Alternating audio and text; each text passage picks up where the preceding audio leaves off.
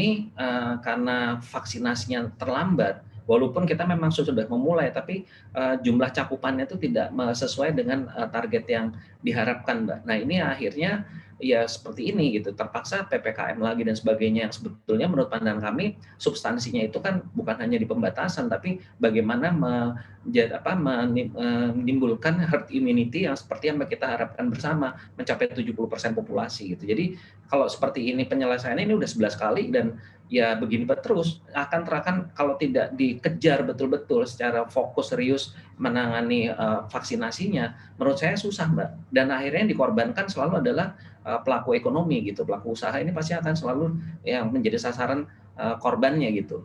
Seperti itu, Mbak. Artinya evaluasi dari Apindo ini faktor utamanya adalah vaksinasi yang lambat. Ya, kalau menurut pandangan kami itu sehingga upaya untuk mencapai target herd immunity ini jadi terlambat dan kalau terlambat ini kan bisa mubazir juga ya. Apalagi juga dari sisi kualitas vaksinnya juga harus kita lihat lagi kalau efikasinya rendah. Ya ini sekarang yang kemarin dapat Sinovac banyak sekali yang terpapar, Mbak. Walaupun memang katanya kalau udah divaksin tidak separah yang nggak divaksin gitu ya kalau kena. Tapi ya tetap saja kalau kita melihat negara-negara yang tadi saya sebutkan, yang mereka efikasinya tinggi sehingga daya tahan daripada imunitas daripada masyarakatnya juga lebih baik. Nah sehingga ekonominya tidak terganggu, bahkan mereka sudah pulih. Bahkan seperti Cina sekarang tumbuhnya juga sangat luar biasa kan pertumbuhan ekonominya. Demikian. Baik, untuk kebijakan PPKM mikro darurat ini apakah ada diskusi di mana pemerintah mengundang Apindo untuk mengambil second opinion? Sejak adanya PSBB dulu sampai sekarang dunia usaha tuh nggak pernah diajak ngomong, Mbak. Jadi pemerintah ngambil keputusan sendiri dan memang toh kita juga nggak bisa berbuat apa-apa kan.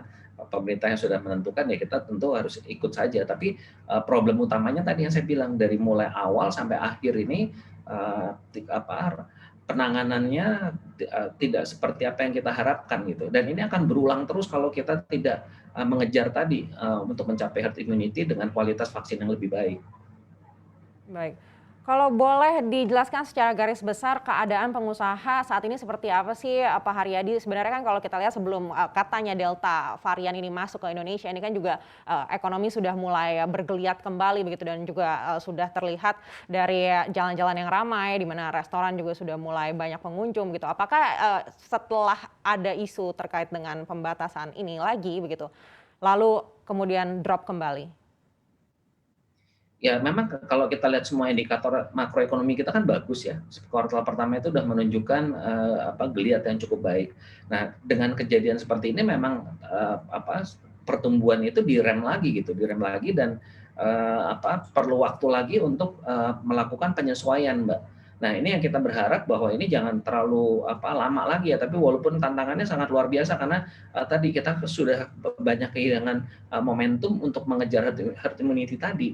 Jadi ini kan antara penularan dengan efektivitas imunitas yang diberikan dari vaksin ini kan juga perlu waktu. Bahkan AstraZeneca kalau saya tidak salah sampai 3 bulan tuh itunya suntikan kedua kan. Nah ini kan panjang waktunya untuk masyarakat terbangun imunitasnya. Nah ini juga jadi satu masalah karena kalau ini tidak terselesaikan ya kita tentunya keselamatan jiwa nomor satu ya Mbak ya, melindungi masyarakat nomor satu. Tapi perkaranya adalah kalau ini terlalu lama dan berlanjut terus seperti ini ya tentunya ekonominya nanti pasti akan menjadi korban.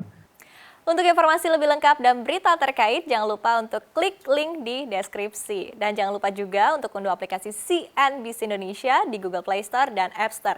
Dan yang terakhir, jangan lupa untuk subscribe ya.